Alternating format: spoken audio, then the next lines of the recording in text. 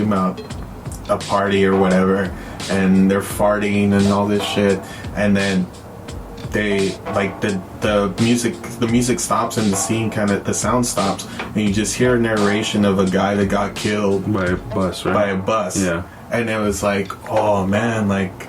And they drive by and you see the aftermath, right? Yeah. And you just see people standing around like, oh shit, like there's a man dead, and then they're just standing there.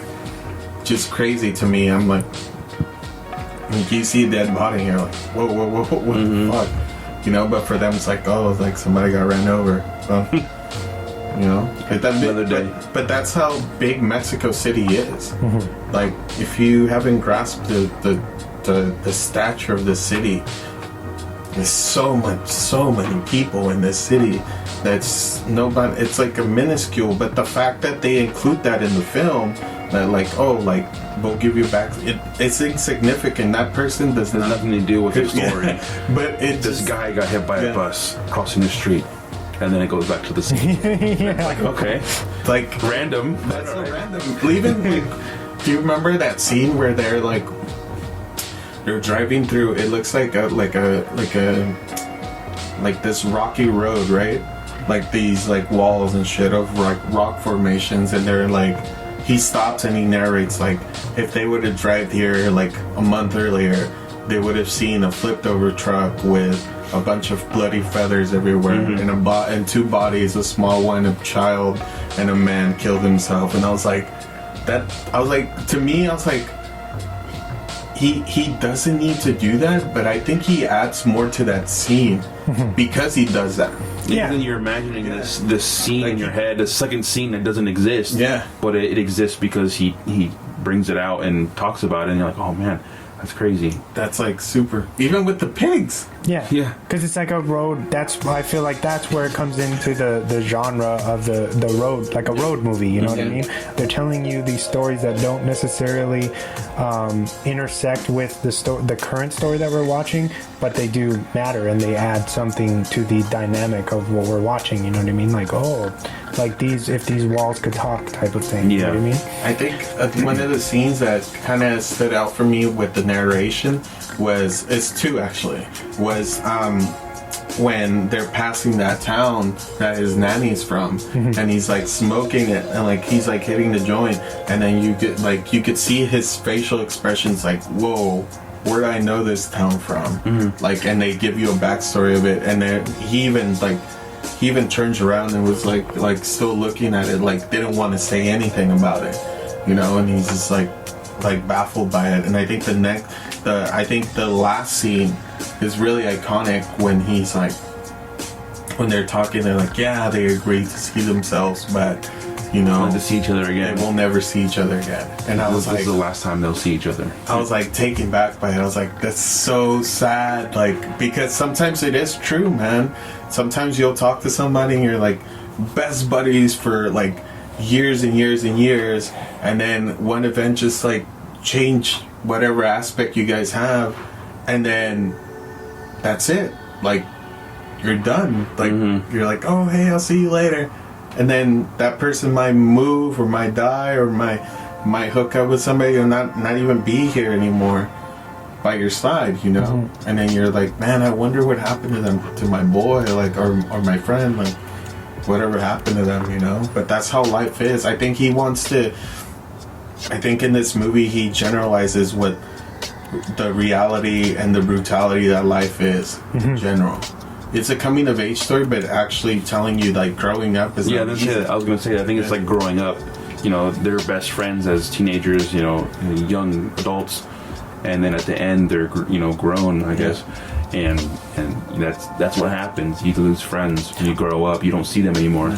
Like, that's no way. I took away something a little different from this. So, you know, when we meet them, they're super immature. They're from rich families, so they have no idea what it's like to be, you know, like on their own. Yeah, or you know, they're pampered in a sense, and they meet this young lady who, you know, there's like this temptation of what every guy's fantasy is like, oh, maybe she'll be into me or whatever.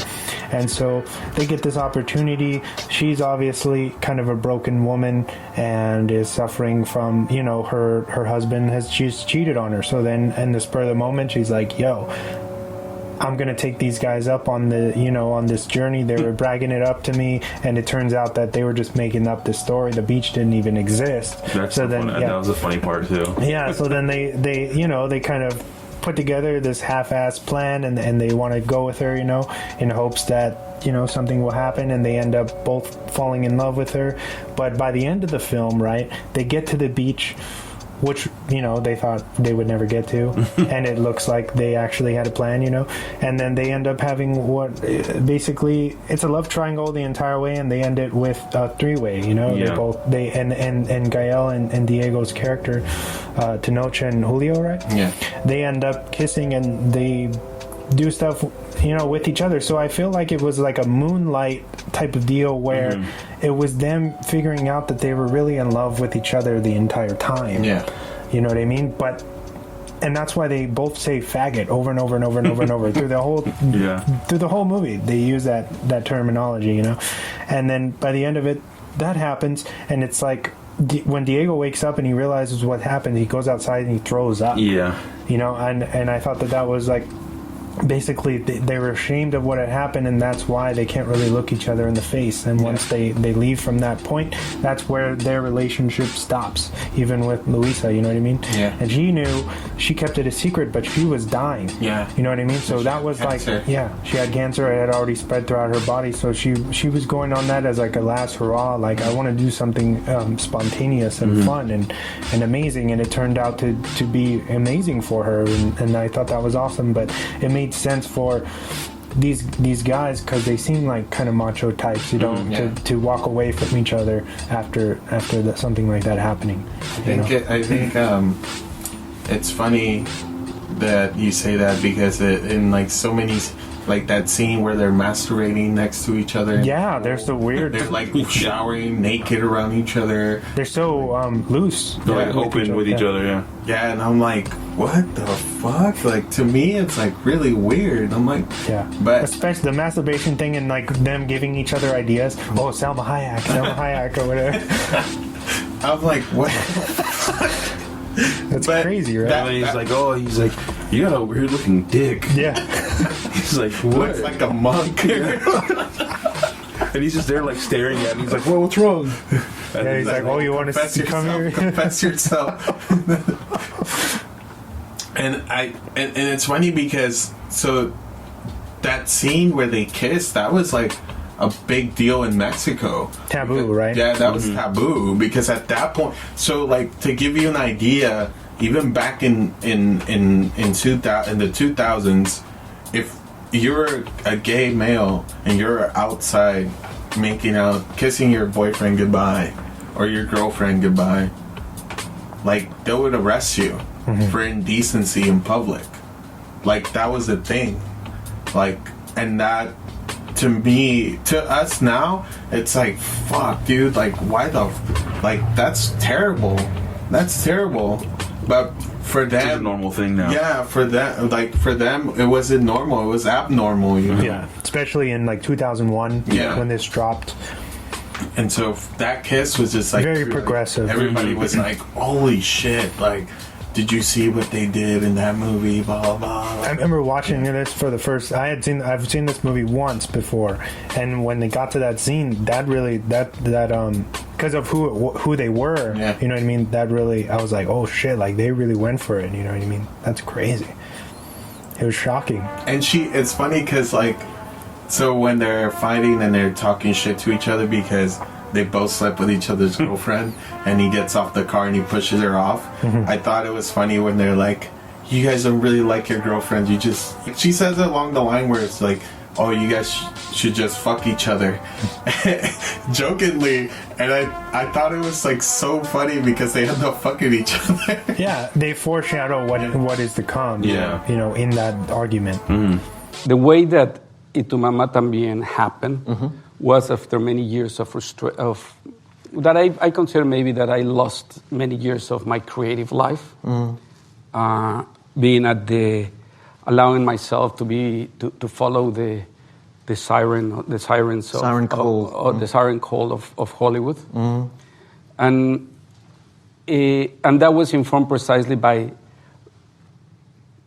going back to the reasons why I love film. One day I was very frustrated, and I went. We still have video shops at that time, video places, and I was living in New York. I went and I just rented a bunch. There was like 20-something videos. Yeah. I locked myself in my house. Yeah. And great delivery food in New York, by the way.